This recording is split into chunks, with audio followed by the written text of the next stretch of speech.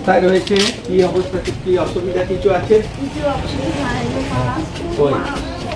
মা কই? কাকিমা আসো একটু।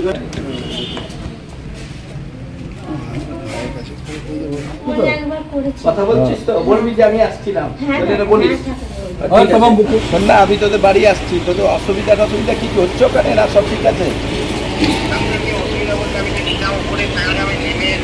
হ্যাঁ, কেন নামতে কি কি অসুবিধা করছে কেন?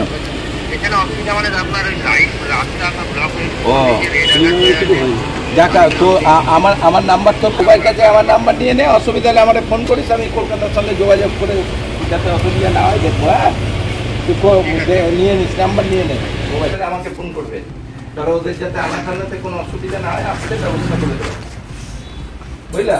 আছিস? শোন, হ্যালো, বলছি অসুবিধা হচ্ছে না এমনি ঠিক আছিস?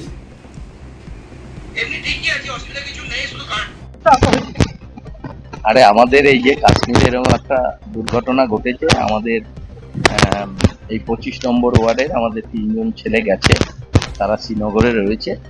সেই খবর পেয়ে তাদের বাড়িতে আসলাম, কোনো অসুবিধা হচ্ছে কিনা ওদের সঙ্গে কথা বললাম, কারো অসুবিধা নাই, ওরা শ্রীনগরের ওপরে রয়েছে, ওরা নামবে। সেই অসুবিধা হলে যাতে আমরা কোনো ব্যবস্থা করতে পারি আমাদের এখানকার ছেলে, আর যেহেতু আমাদেরই সব পরিচিতি ছেলে, অনেকেই গেছে, 25 জনের মতো গেছে। আমাদের এইখানকার 3জনকে খবর পেলাম, আমি ওদের 3জনের বাড়িতে দেখা করে গেলাম, ওদের সঙ্গে ডাইরেক্ট আমি কথাও বললাম, ফোন নাম্বারও দিয়ে দিয়েছি, যদিও ওদের কাছে আছে আমার ফোন নাম্বার, তবুও দিয়ে দিলাম আবার, যে অসুবিধা হলে আমাদের সঙ্গে কথা বলতে পারলাম, আমরা দেখা করবো।